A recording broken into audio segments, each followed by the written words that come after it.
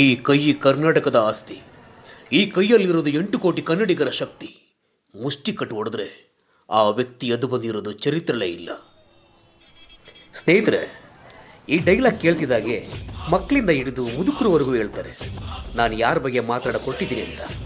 ಅವರೇ ನಮ್ಮ ಕರುನಾಡ ಯಜಮಾನ, ಕರುಣಾಮಯಿ, ಹೃದಯವಂತ, ಚಿತ್ರರಂಗದ ಬಂಗಾರದ ಕಳಸ, ಹೆಣ್ಣು ಮಕ್ಕಳ ಆರಾಧ್ಯ ದೈವ, ಅಭಿಮಾನಿಗಳ ಜೀವ, ಸಾಹಸ ಸಿಂಹ ಡಾಕ್ಟರ್ ವಿಷ್ಣುವರ್ಧನ್.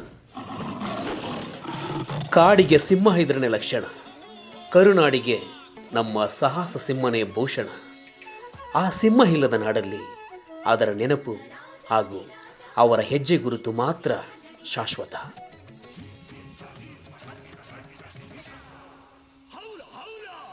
ಸ್ನೇಹಿತರೆ, ನಮ್ಮ ನಾಡ ದೇವತೆಯ ತವರು ಮೈಸೂರು ನಗರದಲ್ಲಿ 1950 ಸೆಪ್ಟೆಂಬರ್ 18ರಂದು ಎಚ್.ಎಲ್. ನಾರಾಯಣರಾವ್ ಕಾಮಾಕ್ಷಮ್ಮ ದಂಪತಿಗಳಿಗೆ ಜನಿಸಿದ ರತ್ನವೇ ನಮ್ಮ ಡಾಕ್ಟರ್ ವಿಷ್ಣುವರ್ಧನ್.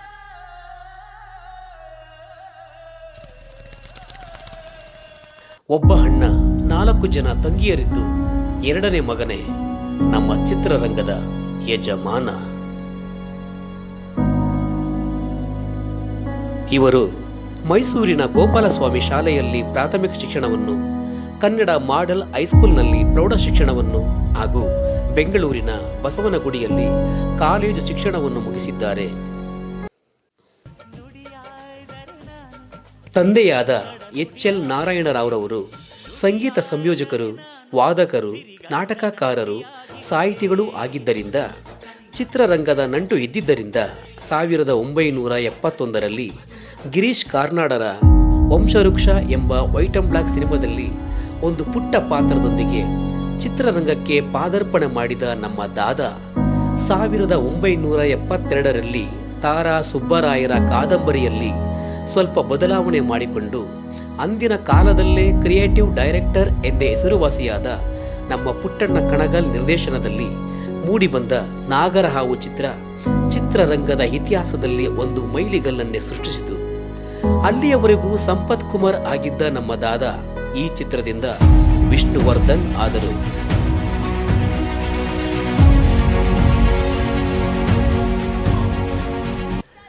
ಅದ್ಯಾವ ಗಳಿಗೆಯಲ್ಲಿ ಪುಟ್ಟಣ್ಣನವರು ಕದಂಬರ ಅರಸ ವಿಷ್ಣುವರ್ಧನನ ಹೆಸರನ್ನು ಇಟ್ಟರು.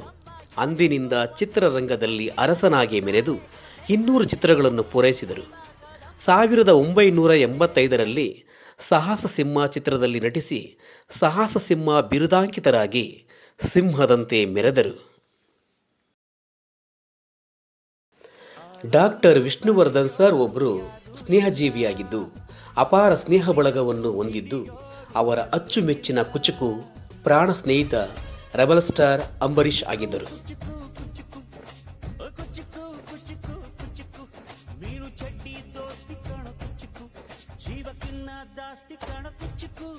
ಇವರನ್ನು ಪ್ರೀತಿಸುವ ಜನರಿರುವಂತೆ ದ್ವೇಷಿಸುವ ಜನರೂ ಇದ್ದರು. ಕಾರಣ 1973ರ ಡಾಕ್ಟರ್ ರಾಜ್ಕುಮಾರ್ ವಿಷ್ಣುವರ್ಧನ್ ಅಭಿನಯದ ಗಂಧದ ಗುಡಿ ಚಿತ್ರೀಕರಣದಲ್ಲಿ ಆದ ಅವಘಡ. ತನ್ನದಲ್ಲದ ತಪ್ಪಿಂದ ಎಷ್ಟೋ ವರ್ಷಗಳು ನೋವನ್ನು ಅನುಭವಿಸಿದರು.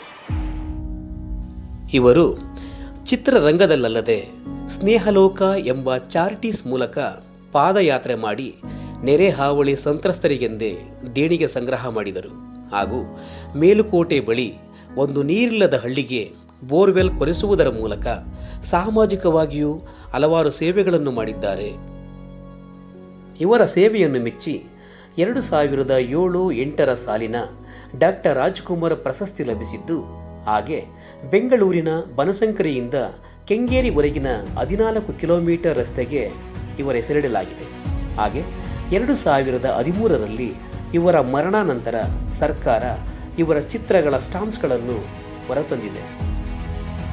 ಕರ್ನಾಟಕದ ಪ್ರತಿಯೊಬ್ಬ ತಾಯಿಯೂ ತನಗೆ ಸಾಹಸ ಸಿಂಹನಂತ ಮಗ ಹುಟ್ಟಬೇಕು ಎಂದು ಆಸೆ ಪಡ್ತಾರೆ.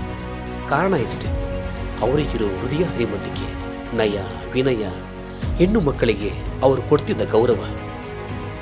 ನಮ್ಮ ಸಿಂಹನ ಈ ಗುಣಗಳಿಂದಲೇ ಅಭಿಮಾನಿಗಳು ಅವರ ಹೃದಯದಲ್ಲಿ ಗುಡಿ ಕಟ್ಟಿ ಅವರನ್ನ ದೇವರ ಸ್ಥಾನದಲ್ಲಿರಿಸಿದ್ದಾರೆ.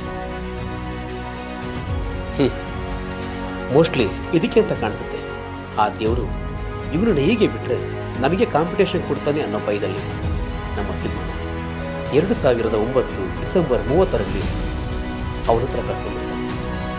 ನಮ್ಮ ಕರುನಾಡನ್ನು ತಬ್ಲಿ ಮಾಡ್ಬಿಡ್ತಾನೆ.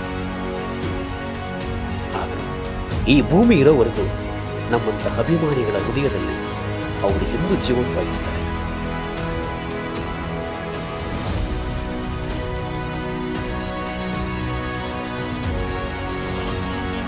ಒಮ್ಮೆ ವಿದೇಶಿ ಸಿನಿ ಪತ್ರಕರ್ತೆಯೊಬ್ಬಳು ಭಾರತೀಯ ಚಿತ್ರರಂಗವನ್ನು ಅವಲೋಕನ ಮಾಡಿ ಭಾರತೀಯ ಚಿತ್ರರಂಗದಲ್ಲೇ ಸ್ಫುರದ್ರೂಪಿ ನಟ ಎಂದರೆ ಸಾಹಸ ಸಿಂಹ ವಿಷ್ಣುವರ್ಧನ್ ಎಂದು ಬರೆದಿದ್ದಾರೆ.